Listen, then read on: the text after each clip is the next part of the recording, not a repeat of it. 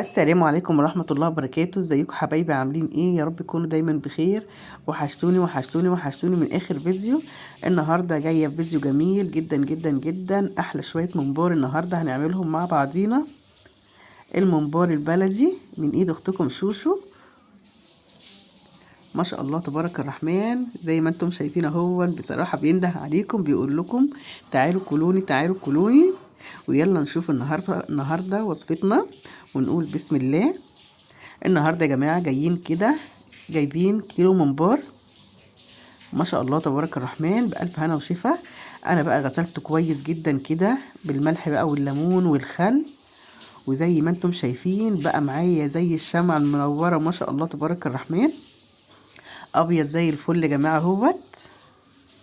وقطعته كده، بصراحه انا كنت مقطعاه كده حتت صغيره، مش صغيره قوي. ومعانا كده شويه صلصه حلوين. انا مش مسبكه يا جماعه حاجه، دي صلصه كده مضروبه. ومعانا شويه خضره صغيرين. كان نفسي بصراحه ان انا اجيب خضره كتير، بس ما لقيتش بصراحه متوفر عندي. ومعانا بصلايه متخرطه كده، وشويه فلفل اسمر. ويلا نسمي الله. وشويه بقى الرز بتوعنا. بس عايزه اقول لكم ان الممبار بياخد يا جماعه رز، يعني كيلو الممبار بياخد حوالي كيلو ونص رز. وبصوا بقى زي ما انتم شايفين اهو، هنعمل كده كله ني في ني. جبنا الرز، هنحط عليها الطماطم، صلصة الطماطم بتاعتنا. هنحط عليها البصلة المتخرطة، انا مش مكترة بصل عشان خاطر ميدو. هنحط عليها شوية الخضرة بتوعنا الحبة الصغيرين دول، وشوية الفلفل الاسمر بتوعنا. ولو احتاجوا تاني هنحط لهم بقى شوية ملح وشوية زيت. انا مش هكتر بصراحة زيت لانه فيه دهنة كتير، يا دوبك كده معلقتين 3 كده من الزيت.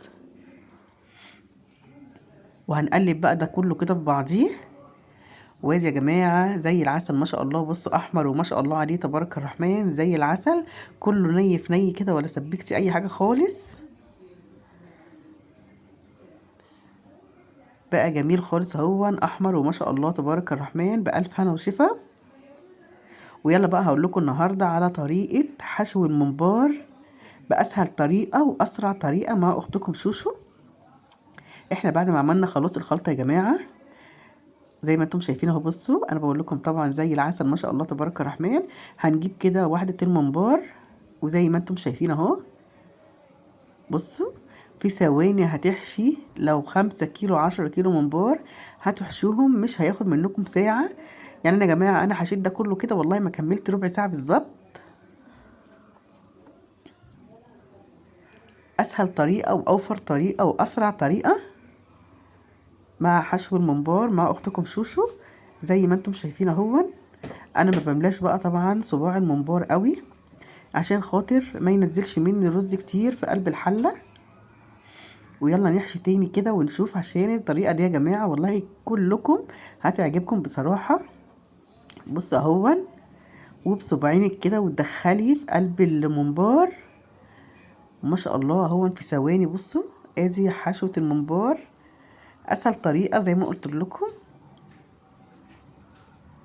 ما شاء الله بألف هنا وشفا.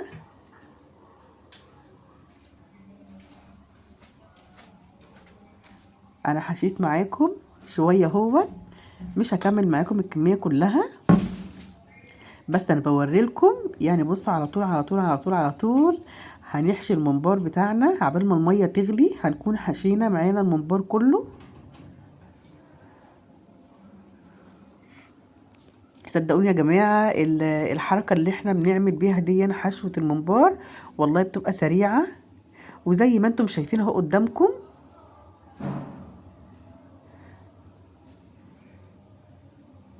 لو وصلت الفيديو لغاية دلوقتي ما تبخليش عن اختك شوشو باللايك الجميل وتعليقكم اللي بيحفزني. ربنا يخليكم ويبارك فيكم يا رب. انا طبعا بوريلكم كده ان انا بحشي على طول، بحشي الممبار على طول في ثواني، ما بياخدش مني اي حاجة خالص. لان بصراحة في ناس كتير بتتعقد من حشو الممبار، انما الطريقة دي هتخليكي تحشي في ثواني وانتي واقفة كده عبال ما المية تغلي. في ثواني هتكوني حشيتي الكمية، كمية مظبوطة طبعا من الممبار بتاعك.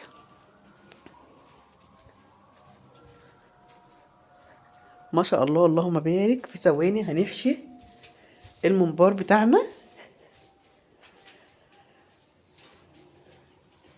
يا رب يا جماعة طريقتي النهاردة تعجبكم في حشو الممبار، واحلى شوية ممبار من ايد اختكم شوشو. وزي ما انتم شايفين اهون انا حشيت في ثواني يا جماعة اهون. بصوا انا بقول لكم طبعا حشيت كمية حلوة وانا واقفة في ثواني. انا بقى هكمل كده، ما تنسونيش في اللايك. هكمل كده الكمية بتاعتنا وهرجع لكم. وادي خلصنا كمية الممبار معانا ما شاء الله تبارك الرحمن، بألف هنا وشفا. الكيلو يا جماعة هيكفيكم ويزيد كمان ما شاء الله، بألف هنا وشفا. انا طبعا كنت حاطة بقى المية كده تغلي على البوتاجاز. هنحط في قلبيها كده بصلتين صغيرين، وهحط عليهم حبة فلفل اسمر. لو عندك بقى حبة ورق اللورا، عندك حاجات الشوربة حطيها، بصراحة ما كانتش متوفرة عندي. هنسقط بقى عليها كده الممبار على طول. بس المهم يا جماعة بعد ما المية تغلي ما تحطيش الممبار قبل ما المية تغلي. بصوا كده هو بقى بيقفل كده من الناحيتين اهوت. اول ما المية بتبقى مغلية بيقفل من الناحيتين، يعني مش هينزل معانا رز ولا اي حاجة خالص. ما شاء الله اللهم بارك، بألف هنا وشفا. انا هسقط بقى كله كده كل الكمية معانا. الحلة ما شاء الله تبارك الرحمن، عايزة اقول لكم الحلة اهي اتملت.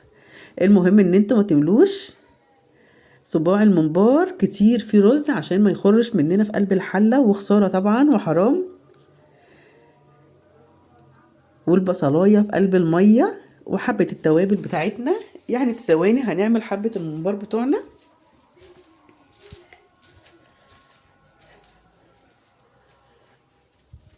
ايه رأيكم بقى يا جماعة في الممبار وحشوة الممبار بتاعت اختكم شوشو؟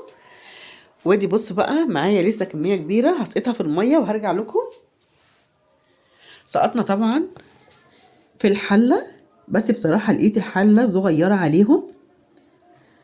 فتعالوا بقى هشوف ان انا هتصرف ازاي دلوقتي. جبنا طبعا هجيب اكبر حلة عندي، الحلة الشاورما اهو زي ما انتم شايفين. وسقطت بقى كل الكمية معانا. وادي خلاص بقى بدأ يغلي معانا هون ما شاء الله، بألف هنا وشفا.